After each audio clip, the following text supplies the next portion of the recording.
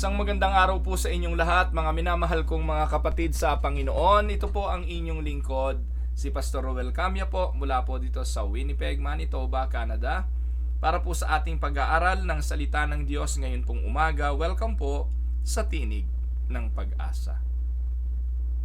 Araw po ng Wednesday ngayon at ang atin pong pag-aaral ay pinamagatan ko pong The Doctrine of the Resurrection, 1 Corinthians chapter 15, 35 to 58. Ito po ang ating pag-aaral. Ito po ay kahilingan ng isang kapatid at bagamat alam ko na medyo malayo pa yung mahal na araw para talakayin ang tungkol sa resurrection, dahil po ito ay kahilingan, atin po itong tatalakayin. Ano po ba ang ating pananaw tungkol sa pagkabuhay ng mga patay? Noong araw po mga kapatid, meron pong doktrina ng mga Sadducees, yung pong mga Sadduseo, kung inyo pong naririnig iyon sa Biblia. Sila po'y hindi naniniwala sa pagkabuhay ng mga patay. At ang kanilang paniniwala, kapag namatay ang tao ay tapos na ang lahat, pero hindi po ganun ang turo ng ating Panginoong Hesukristo. At si Apostol Pablo, sa unang Korinto chapter 15, ay malinaw na tinalakay kung ano ang mangyayari sa atin pagkatapos na tayo'y mamatay, ano po ba ang magaganap. So the doctrine of the resurrection is a central to the Christian faith. And in 1 Corinthians 15:35 to 38, the Apostle Paul addresses questions regarding to the nature of the resurrection body and the ultimate victory that believers have in Christ. So samahan po ninyo ako, kung hindi kayo pamilyar sa mga talatang ito, ay atin po munang basahin. Medyo mahaba-habang basahin po ito. Let us go to the verses. But someone will ask, how are the dead raised? With what kind of body will they come? How foolish! What you sow does not come to life until it dies. When you sow, you do not plant the body that will be, but just a seed, perhaps of wheat or of something else. But God gives it a body as He has determined, and to each kind of seed He gives it its own body. Not all flesh is the same. People have one kind of flesh, animals have another, birds another, and fish another. There are also heavenly bodies, and there are earthly bodies. But the splendor of the heavenly bodies is one kind, and the splendor of the earthly bodies is another. The sun has one kind of splendor, the moon another, and the stars another. And stars differs from star in splendor. So will it be with the resurrection of the dead. The body that is sown is perishable, it is raised imperishable. It is sown in dishonor, it is raised in glory. It is sown in weakness, it is raised in power.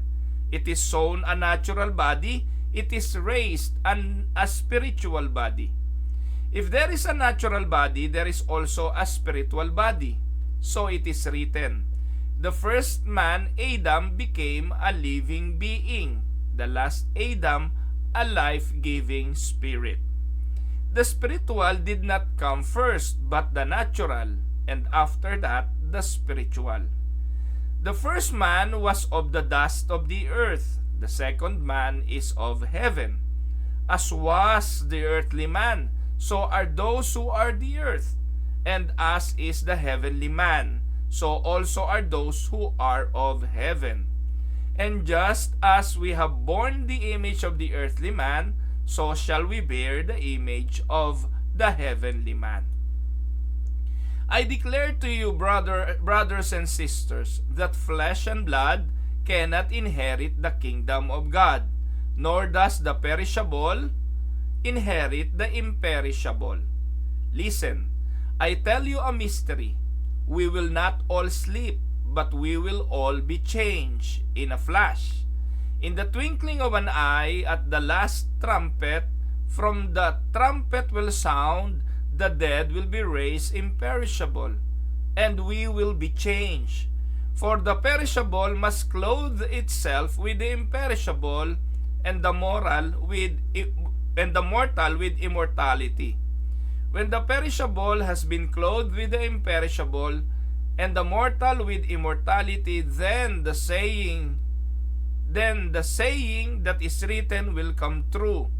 Death has been swallowed up in victory. Where, O death, is your victory? Where, O death, is your sting? The sting of death is sin, and the power of sin is the law. But thanks be to God, He gives us the victory through our Lord Jesus Christ. Therefore, my dear brothers and sisters, stand firm. Let nothing move you. Always give yourselves fully to the work of the Lord, because you know that your labor in the Lord is not in vain. Pagpalain ng ating Panginoon ang pagkabasang ito ng kanyang mga banal na salita na sa araw na ito'y ating pagbubulayan. Mas maganda po habang pinag-aaralan natin ito ay hawak ninyo ang inyong mga banal na kasulatan upang nasusubaybayan ninyo ang mga talatang aking binabanggit. So mga kapatid, in this lecture, we will examine the passage from a Reformed theological perspective. Again, ang atin pong pananampalataya ay Reform at ang theological understanding and perspective of the Reform ang atin pong tinatalakay dito. Akin pong sasabihin na maaaring may ibang pananaw ang ibang mga pananampalataya at yun po ang kanilang pinaniniwalaan. Wala naman akong planong makipagdebate sa kanila. Ang akin pong pananampalataya, ang aking itinuturo, kung sa pamamagitan nito'y naliliwanagan kayo at nauunawaan ninyo ang turo ng banal na kasulatan sa pamamagitan ng Reform stand, then praise the Lord. Kung hindi naman po at gusto nyo pa rin doon sa mga nagtuturo ng kung ano-ano, hindi ko po kayo pinipilit. Pero ito po yung ating stand. Alam nyo po mga kapatid, dito po sa mga talatang ito, nilinaw ni Apostol Pablo ang katuruan pagkatapos mamatay. Sinabi niya sa bahagi ng talata na nauna ang katawan kesa sa espiritu. Alam niyo po, meron kasing prevailing teaching yung mga Mormons. Kung kayo po'y familiar do sa mga Mormons, kumakatok po yan sa mga bahay-bahay at sila po'y nagtuturo ng kanilang relihiyon. Most of their teaching are not based on the scripture, kung hindi doon sa tinatawag na Book of Mormons, na kung saan sa kanilang mga pagtuturo, si Adan ay unang espiritu. Yung pong si Adan ay espiritu muna sa langit, kaya po yung espiritu sa langit kailangan gawa ng katawan, at siya ay ginawa ng Diyos ng katawan mula sa lupa at inilagay yung kanyang espiritu doon sa katawang lupa. Kaya ganun din daw tayo daw ay espiritu na nasa langit at kailangan ng sisidlan dito sa lupa, kaya ine-encourage nilang mag-anak ng mag-anak. Kaya po yung mga founder ng Mormons, if you are familiar with it, sina Joseph Smith, yung mga sina Brigham Young, yung mga naunang mga leader po niyang mga Mormons, katakot-takot ang asawa po niyan. Napakadaming mga asawa niyan. Kasi nga po, ang kanilang turo, mag-anak ka ng mag-anak dito sa lupa, magpakarami ng tao kasi para may masidlan yung mga kaluluwa o espiritong nasa langit dito sa lupa. Magpahanggang ngayon, ganyan ang turo nila. At yan po mga kapatid ay hindi biblikal. Iyan po mga kapatid ay turo hango marahil sa kanilang nilikhang aklat, yung pong Book of Mormons. Kaya ngayon, sa umagang ito, lilinawin natin ano ba ang ating paniniwala tungkol sa pagkabuhay ng mga patay. So, let us first look the nature of the resurrection body. Binanggit ni Pablo yan sa verse 35 hanggang 49. So, the Apostle Paul anticipates a skeptical question. Ina-anticipate na po ni Pablo, ganong kagaling si Apostol Pablo Alam na niya yung nasa isipan ng mga tao most of the time, kaya inuunahan na niya ng tanong kung ano ang iniisip ng mga skeptics, ng mga tao. Kaya sinabi niya rito, someone will ask, how are the dead raised? And with what kind of body do they come? Ayan, so papaano ba raw bubuhayin ang mga patay at ano na ang kanilang katawan kapag sila'y binuhay? Sa verse 35, iyon ang tanong. So this reflects both doubt and curiosity about the resurrection. Ang mga tao ngayon sa panahon natin ay maaaring una, nagdududa, hindi ika. Pag namatay tayo, tapos na. Kaya ang katwiran ng marami, gawin mo na lahat dito sa mundo. Kasi pag namatay ka, tapos na ang lahat, wala na. Yung que sera, what will be. No? Let us tawag doon? Live life to the fullest. Yan ang yan ang sinakatwiran ng marami ngayon. Dahil pag namatay ka, tapos na ang lahat. Pero sa ating mga mananampalataya, naniniwala tayo na hindi katapusan ng lahat. Sapagkat pag namatay, ay merong pagkabuhay. So, ito yung sagot ni Apostol Pablo both to the doubting and to the curious about the subject of the resurrection. So, Paul responds doon sa question by using analogies. Si Apostol Pablo mahusay siyang sumagot kasi gumagamit siya ng mga analogy na panlupa para maunawaan ang makalangit na kahulugan. Sa pagpapaliwanag ni Pablo, in-illustrate niya how God transforms bodies according to His sovereign design. So, ano yung unang ginamit ni Pablo na analogy? Una, ginamit niya yung the seed analogy sa verse 36 to 38. Ang sabi niya, katulad ng buto na kailangang ilibing at lumitaw ang bagong buhay. No? Yun yung glorified plant. So too will our earthly bodies be transformed into something greater in the resurrection. Di ko po alam kung marunong kayong magtanim, pero lahat naman po tayo siguro, mga Filipino, alam ang proseso nung seed germination, hindi po ba? Kung ipupunla mo o direct planting, magsisimula yan sa buto. At yung buto na yon kailangang mabasag, madurog, sapagkat mula sa buto na yon, lilitaw ang panibagong buhay. Doon ikinumpara ni Apostol Pablo ang pagkabuhay na maguli. Na po, ikinumpara niya ito sa seed na kailangang ilubog, ibaon, ang katawan kailangang ilibing, at ang sabi, ito ay lilitaw sa panibagong anyo. So bilang illustration, imagine planting an acorn. Alam niyo ba yung acorn? No, dito po sa Canada maraming yan eh. Mukha po itong lifeless acorn, but in time it grows into a mighty oak tree. Likewise, our perishable bodies will be raised in power and glory. Nagbabagsakan po yung mga buto na yan. Tapos po, kaya nga po nagkakaroon ng mga forest fire. Alam niyo po ba na ang forest fire daw, yung pagkasunog ng kagubatan, ay natural way ng kalikasan para i-replenish yung mga halaman. Kasi nasusunog daw po yung mga buto po ng mga puno, yung mga buto ng mga acorn, kailangan daw po yan masunog, matanggal yung pinaka-cover para ito ay muling sumibol. According to the expert, by the way. So, makikita natin na itong ginamit na analogy ni Apostol Pablo, the seed analogy. Second, yung verses 39 to 41, binanggit din ni Apostol Pablo yung diversity ng creation. Sinabi niya roon, iba ang laman ng tao, iba ang laman ng isda. Tama naman yon.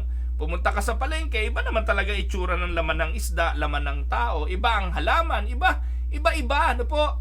So Paul points to the variety of bodies in creation. Iba ang katawan ng tao, iba hayop, iba yung celestial, to demonstrate God's ability to give different kinds of bodies. Kaya ang tawag natin doon sa celestial heavenly bodies. So katawan din 'yon, no? At ibang katawan yung mga stars, ibang katawan yung mga hayop, ibang katawan yung mga tao. So pinakikita rito yung diversity in creation. So ano ang ating reflection tungkol dito? At ang magandang katanungan, how does the vast diversity in creation give us confidence in God's power to transform our bodies? Huwag niyo kakalimutan, ang may gawa ng lahat ng yan ay ang Diyos. Ang Diyos ang may likha ng buong sansinukob ng lahat ng bagay. Kung hindi imposibleng gawin ng Diyos na likhain ang lahat mula sa wala, imposible ba na pagdating ng araw ang katawang namatay, ay muling ibangon sa isang uri ng bagong katawan. So let us look at the contrast between the natural and the spiritual body. Ito ang binanggit ni Pablo sa verses 42 hanggang 44. Anong kaibahan ng katawang na lupa at ang spiritual body? So the Apostle Paul lists 4 contrast. Ano una? Sabi niya, merong nabubulok at papalitan ito ng hindi nabubulok. So ibig sabihin kapatid, anuman ang ating gawin sa katawang ito, mabubulok at mabubulok ito. Kapatid, be honest, pag tumitingin ka sa salamin, hindi mo ba napapansin palapit na ng palapit sa pagkabulok? No, alam naman natin yan. Nung tayo mga bata pa, napakakinis po niya mga balat natin. Iba yung balat ng bata, ng sanggol. No? Pag nakakakita po ako ng sanggol na bagong silang, yung mga kamay talaga namang napakapula, napakanipis ng balat. At napaka-cute tingnan. Pero habang tumatanda tayo, palapit na tayo ng palapit sa pagkabulok. At ang darat na natin sa ating kamatayan ay literally pagkabulok. Pero here, the Apostle Paul lists the contrast na after na ang katawang ito'y mabulok, ibabangon ito into imperishable. Take note na ang pagkabuhay na maguli, wala nang kabulukan. Amen po ba mga kapatid? Binabanggit po yan sa verses 42 hanggang 44. Pangalawa, binanggit din yung katawang may dishonor into a body of glory. Dito sa katawang ito, maraming nakakahiya. Maraming mga bagay na imperfections. Lagi natin sinasabi, wala naman ikang pangit na nilikha ang Diyos Lahat naman yan maganda, nasa tumitingin lang. Aminin man natin totoo yon mga kapatid, pero ikaw mismo pag tumitingin ka sa salamin, makakakita ka ng mga bagay na ikinahihiya mo. Dahil meron kang sariling basihan ng maganda. Meron kang basihan ng magandang ilong. Siyempre, ang magandang ilong, hindi naman yung baliktad. Hindi naman yung katulad ng ilong kong malapad. Siyempre, ang basihan ng ilong na maganda ay yung matangos na ilong. No? Pagkatapos, yung balat na maganda, hindi yung maraming pekas. Kung hindi yung makinis na balat. No, napaka-double standard nga po natin. Palabas at na-colonize tayo ng mga puti. Sa atin, ang maganda ay yung maputi. No, hindi yung kayumanggi, hindi yung maitim. Ang ating maganda ay yung mga white. No po? Pero ano man ang gawin natin, paritoke mo man yan, baguhin mo man ang iyong itsura ayon doon sa disenyo na gusto mo, again, it will perish. And second, you will always find dishonor to your body.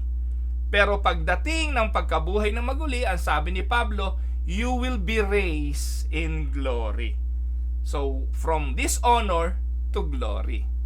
Pagkatapos, ang analogy pa o ang contrast na isinulat ni Paul, from weakness to power.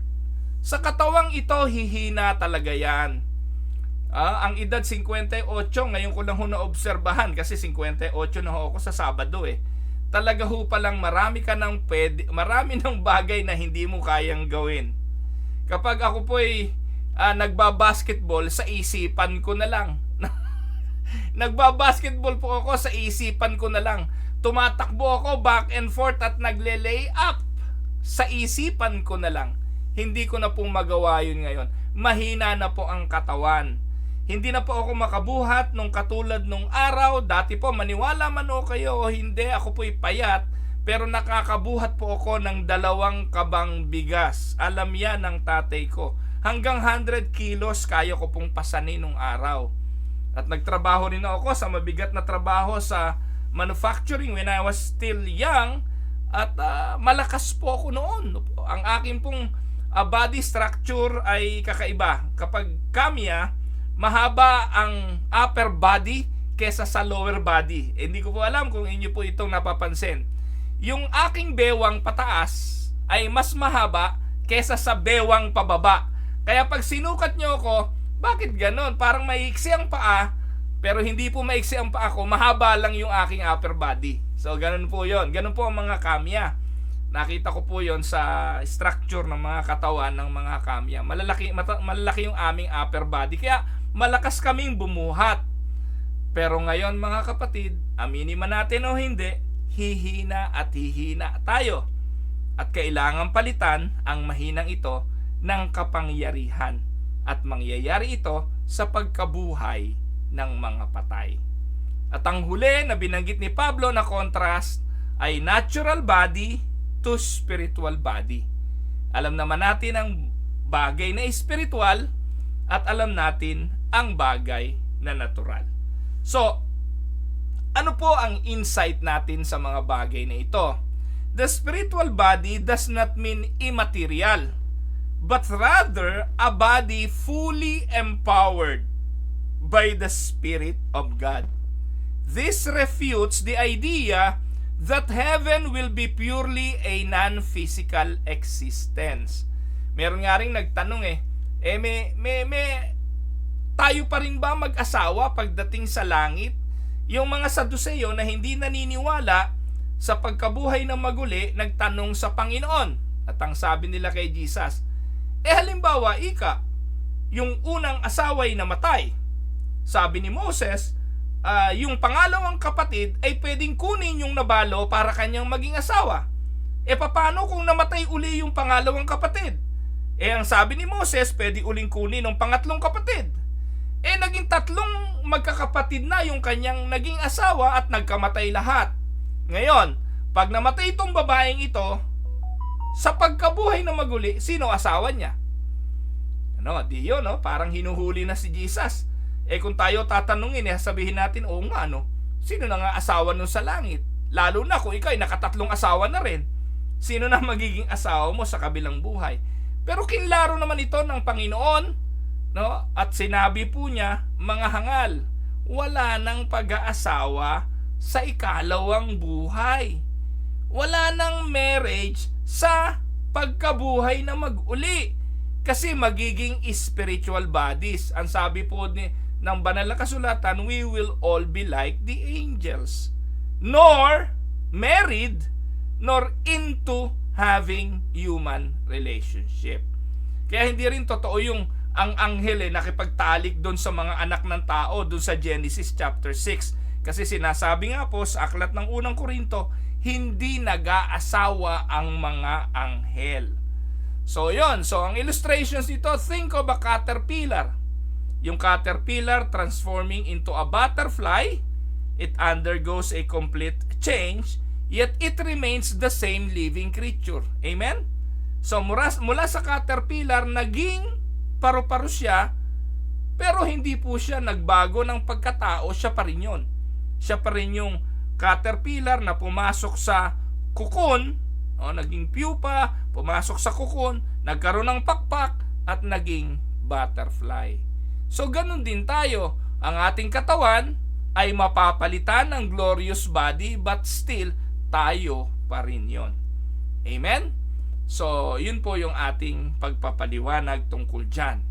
Tapos sa verses 45 to 49, ating makikita yung comparison ni Adan at ni Christ.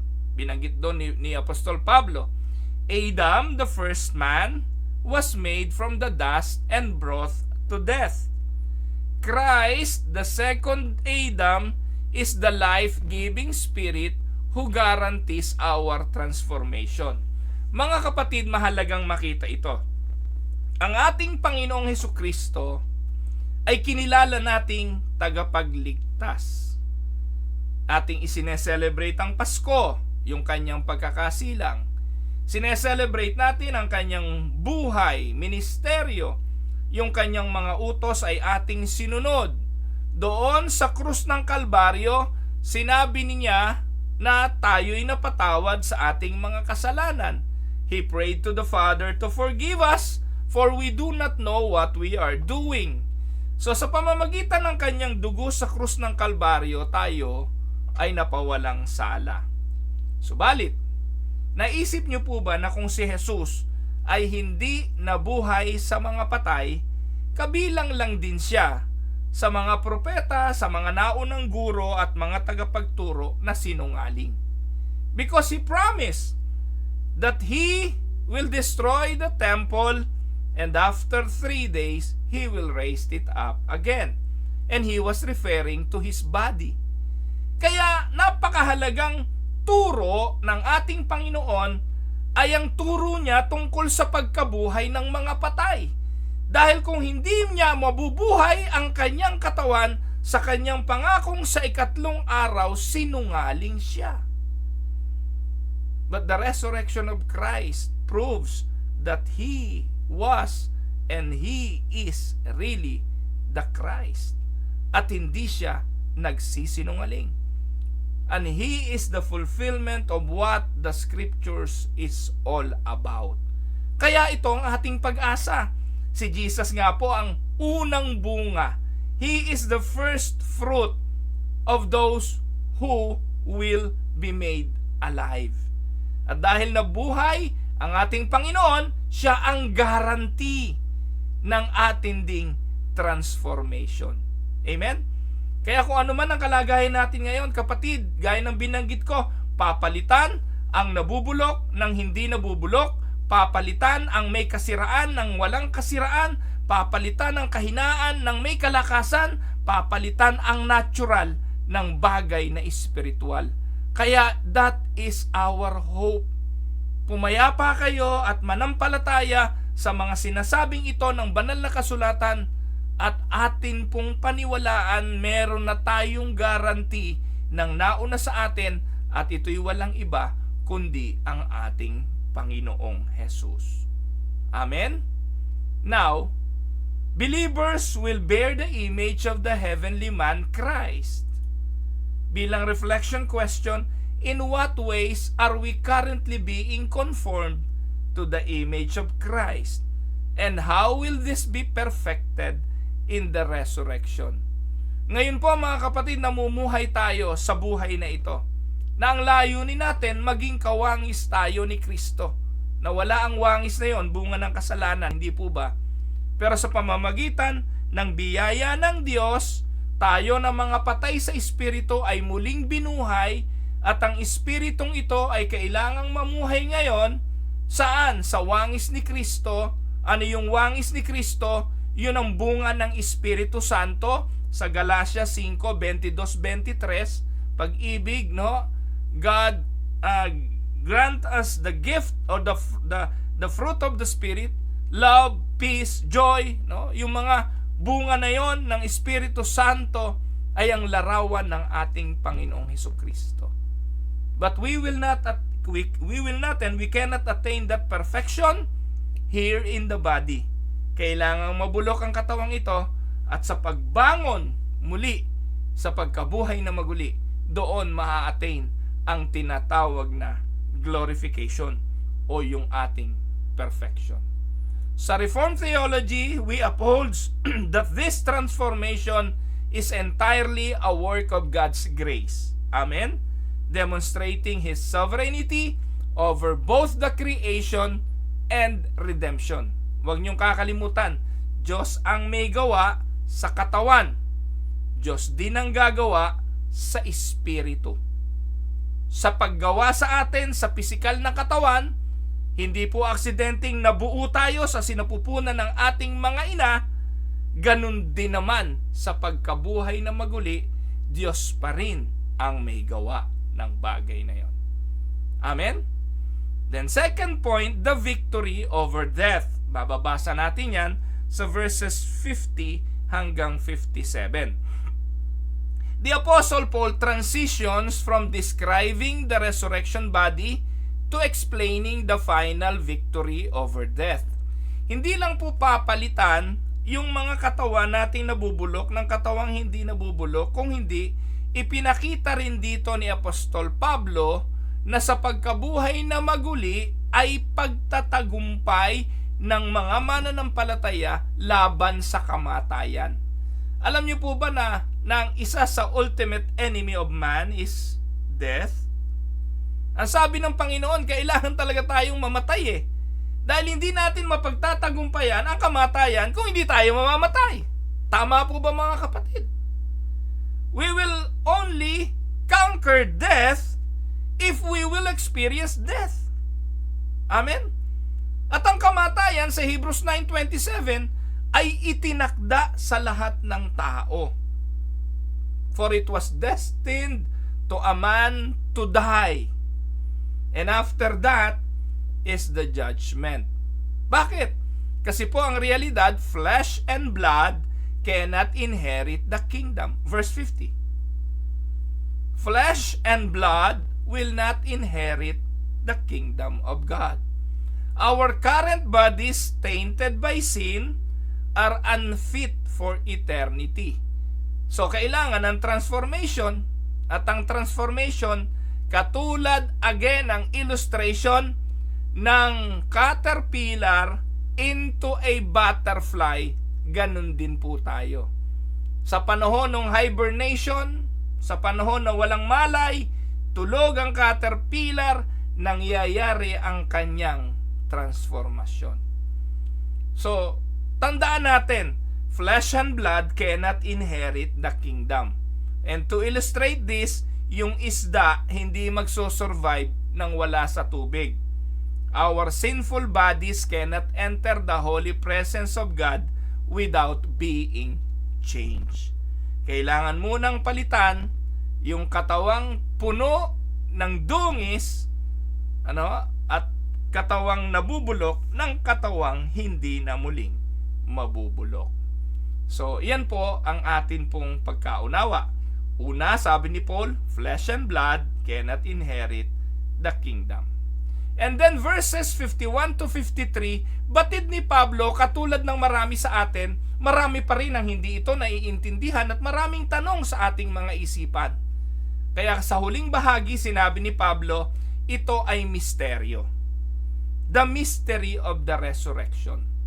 51 to 53 ng atin pong tinatalakay na 1 Corinthians chapter 15. The Apostle Paul reveals a mystery.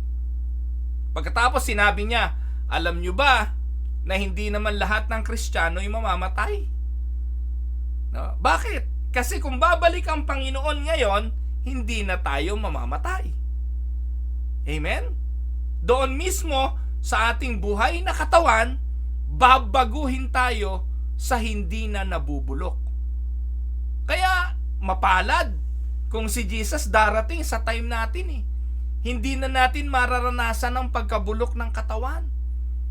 Instantaneous, in the wink of an eye, ang sabi, we will all be changed.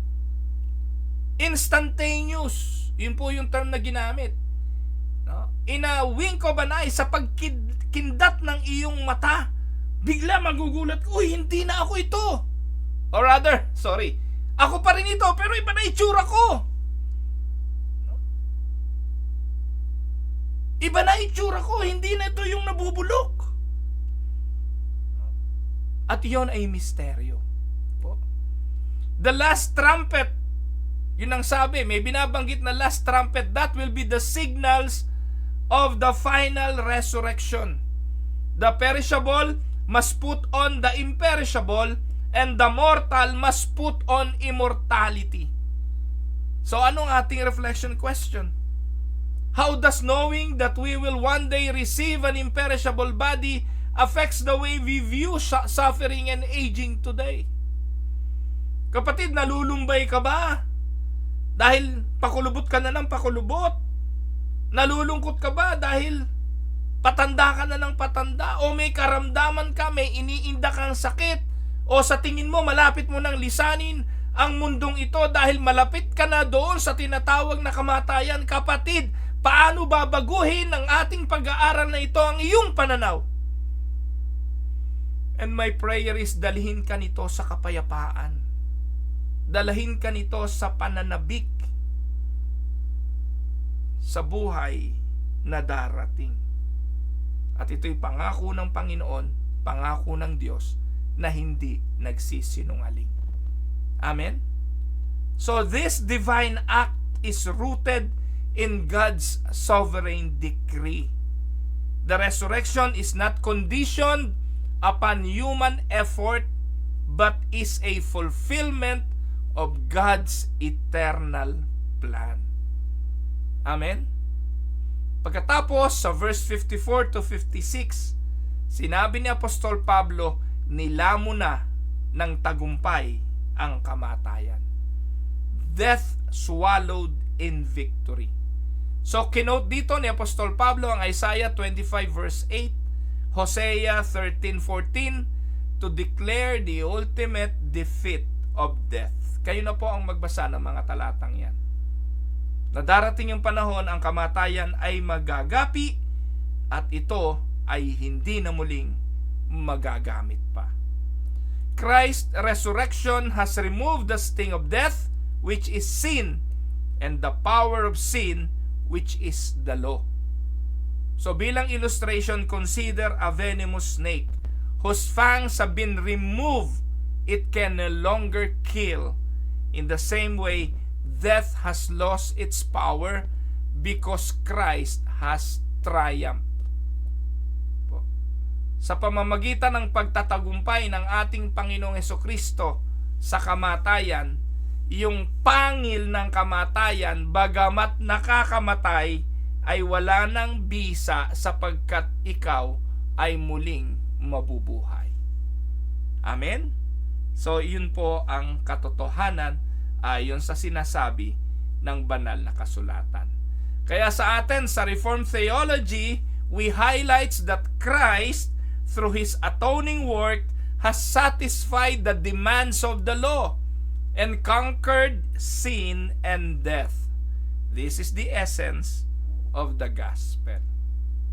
Amen? And then, verse 57, ano po ang sabi ng verse 57?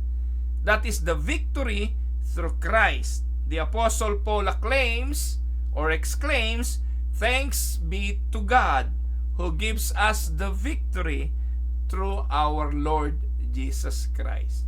The victory is not ours by merit, but it is a gift made by Jesus Christ.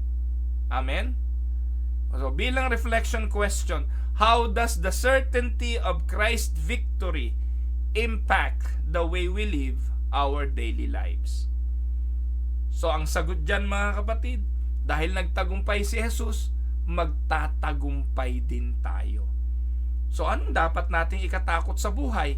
Kahit humantong tayo sa kamatayan, may guarantee naman ng muling pagkabuhay dahil nabuhay ang ating Panginoon. But then again, hear me, this is for the believers. Ito ay para sa mga mananampalataya. Ngayon, final thing, sa pagkaunawa natin ang mga bagay na ito, ano ang ating dapat gawin? Ito po yung binabanggit sa verse 58. We are called to persevere. Verse 58 is a call to perseverance. The passage concludes with an exhortation. Ano sabi ng verse 58? Therefore, my beloved brothers, be steadfast, immovable, always abounding in the work of the Lord, knowing that in the Lord your labor is not in vain. Kung hindi ka man magtamo ng pagpapala, hindi ka man magtamo ng ganti sa mundong ito, hindi ka man makaranas ng ginhawa ng sanlibutang ito, tandaan mga kapatid, ang ating ginawa para sa Panginoon ay hindi walang kabuluhan. Amen? No. Your labor in the Lord will not be in vain. So it is a challenge for steadfastness and perseverance. The certainty of resurrection will give believers confidence to stand firm in their faith even amidst the trials of life. Ano man ang hirap na pinagdadaanan, anumang pagdurusa, anumang mga pasakit, tandaan mga kapatid, tinatawag tayo ng Diyos to persevere. And we can overcome because we are preserved. That is the doctrine of the preservation of the saints. To illustrate, picture a lighthouse standing firm against the crashing waves. It does not move because it is built on solid rock. So too, believers are to stand firm on Christ. Knowing na tayo'y matatalino na itinayo ang ating mga bahay sa ibabaw ng bato, hindi sa buhanginan. Ang matibay na bato ay walang iba kundi ang salita ng Diyos. Sila yung matatalino na nagbasa, narinig ang salita ng Diyos, pinapasok sa puso't at tinanggap at ipinamuhay. Sila ang magtatagumpay sa mga unos ng buhay sa mundong ito hanggang sa dumating ang kamatayan at magtatagumpay pa rin sa kamatayan. Amen? Now, anong hamon bilang huli? Hindi lang po to steadfast and persevere, but to be fruitful in Christ. Fruitfulness in Christ's work, knowing that our labor is not in vain. Kapatid, lahat ng ginagawa natin para sa Panginoon, napapansin man o hindi napapansin ng iba, tandaan natin, hindi yan walang kabuluhan. Because we as believers are called to diligence in serving the Lord. Bilang reflection question, in what ways can we abound in the work of the Lord? Knowing that our efforts have eternal significance. So, ibig sabihin, hindi tayo mamimili ng gagawin. Hindi tayo mamimili ng paglilingkuran. Hindi tayo mamimili ng ministry. Ang Diyos ang bahalang magkaloob nun. Gawin natin ito ng may katapatan at paniwalaan natin lahat ng ating ginagawa will not be in vain. Sa Reformed perspective, the doctrine of perseverance of the saints affirms that true believers will endure to the end, upheld by God's sustaining grace. Amen? So bilang conclusion, 1 Corinthians chapter 15, 35 to 30 or 58 provides a glorious picture of the believer's future resurrection and the ultimate victory in Christ. The passage underscores God's sovereign power, the transformative work of Christ, and the believer's call to perseverance. As Reformed believers, we rest in the assurance that our resurrection is secured by Christ's finished work.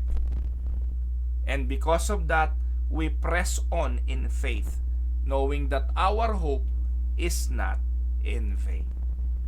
Amen, mga kapatid?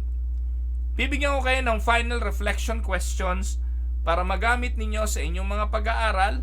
Yung humiling po sa akin ng pag-aaral na ito, pwede nyo gamitin ito sa small group or sa Bible study. Ang tanong, how does this passage give you greater confidence in the promises of God?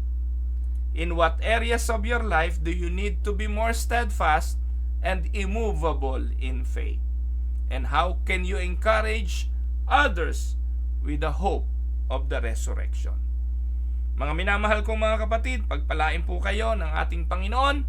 Ito po ang inyong lingkod, si Pastor Ruel Camia po, mula po dito sa Winnipeg, Manitoba, Canada, para po sa ating pag-aaral ng salita ng Diyos ngayong umaga, dito po sa Tinig ng Pag-asa. God bless everyone!